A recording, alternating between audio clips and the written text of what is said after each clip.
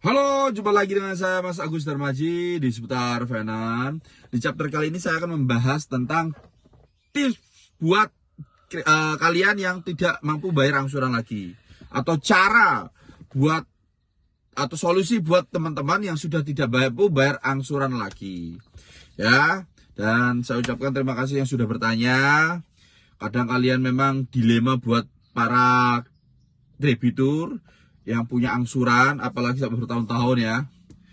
Nah, jadi seperti ini teman-teman, solusi atau tips yang pertama, di saat teman-teman tidak mampu bayar angsuran mobil ini, tidak usah dibayar.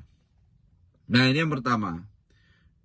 Loh, kenapa gak bisa bayar? Ya benar, yang namanya tidak mampu bayar ya gak usah dibayar, kan gitu. Lah, gimana nanti kalau mobilnya ditarik om? Nah, oke. Kalau ditarik itu tidak bisa ya, sebenarnya tidak bisa. Cuman tergantung kamunya kuat apa ndak di saat didatangi debt collector. Ya, dengan tampang mereka yang garang, mulut mereka yang kurang ajar, ya, atau dengan akal-akalan bulus mereka supaya mobil bisa keluar. Nah, itu kembali ke dirimu sendiri. Nah, terus bagaimana untuk menghindari perdebatan seperti itu? Oke, mobilnya kamu umpetin aja dulu, gak apa-apa.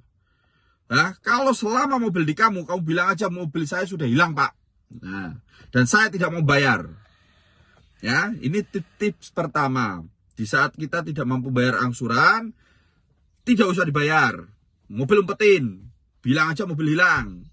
Walaupun nanti masalah itu urusan belakang, kalau dilaporin tidak usah khawatir. Selama mobil di kamu itu tidak bisa diproses, tidak bisa dilaporin.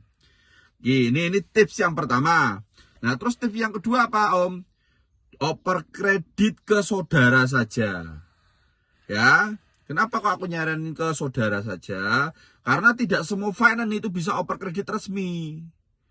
Ya, tidak semua finance bisa oper kredit resmi. Nah, jadi jadi mending ke saudara aja. Tapi andai kata kalau saudara tidak ada yang mampu buat ngangsur, ya sudah, lebih baik saranku yang pertama. Nah, terus untuk yang ketiga, andai kata kok panjenengan atau kalian sudah lelah dengan urusan perkreditan, dengan tagih menagih, atau lelah dengan garangnya atau teror debt collector, ya sudah balikin saja. Nah, dibalikin ini nominalnya memang tidak banyak, tapi kecil banget. Nah, terus gimana om cara balikinnya? Gak usah kamu bayar sampai 2-3 bulan. Kamu minta kembalian 10 juta ke 15 juta tergantung unitnya. Kalau unit kecil ya 10 juta, kalau unitnya besar seperti Rebon sama VRZ ya kita buat 25, 30. Itu kita minta biaya tarik seperti itu. Nah, kita minta uangnya, harus terima uang dulu baru kita kasihkan unit. Seperti itu. Paham ya? Ya, ini solusi yang ketiga. Terus selanjutnya adalah dijual putus.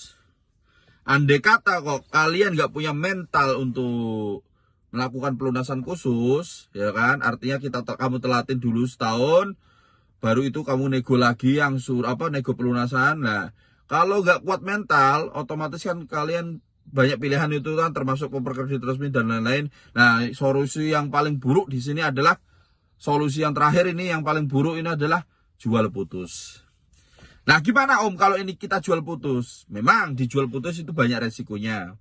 Kalau mobilnya mobil kecil, Gia, Grabio, is okay, insya Allah aman. Maksimal cuma panggilan kedua. Panggilan kepolisian kedua.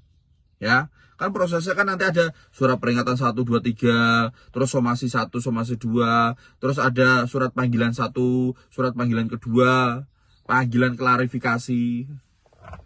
Ya, itu buat teman-teman yang mentalnya berani loh ya, yang berani menghadapi debt collector, yang berani ambil resiko.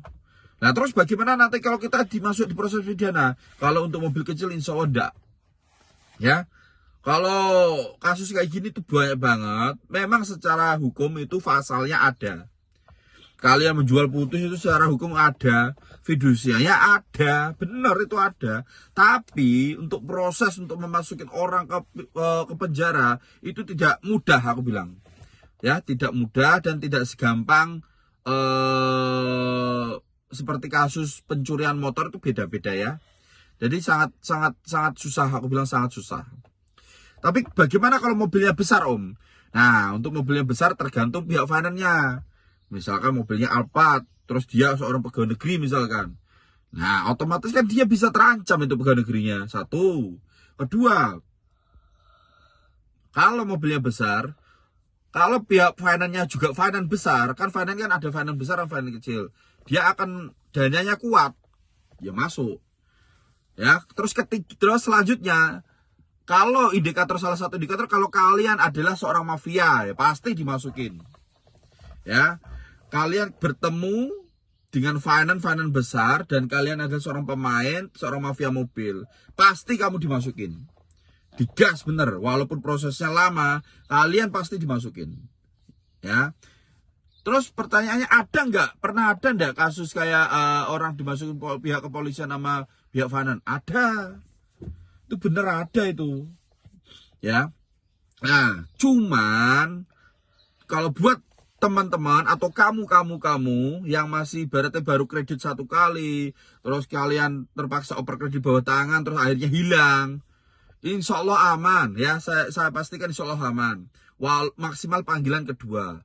Tapi kembali lagi, jangan sampai untuk amannya ini ada tanda tanya ya. Artinya kalian lihat YouTubeku yang judulnya Surat Panggilan Polisi ya, jangan lihat itu dulu. Ya, jadi ini adalah beberapa tips buat teman-teman yang tidak kuat bayar angsuran seperti itu. Ikuti channel saya terus, tetap di seputar finance. Jangan lupa di like dan jangan lupa di komen. Nah, komen teman-teman di situ akan menjadi bahan dari saya. Oke.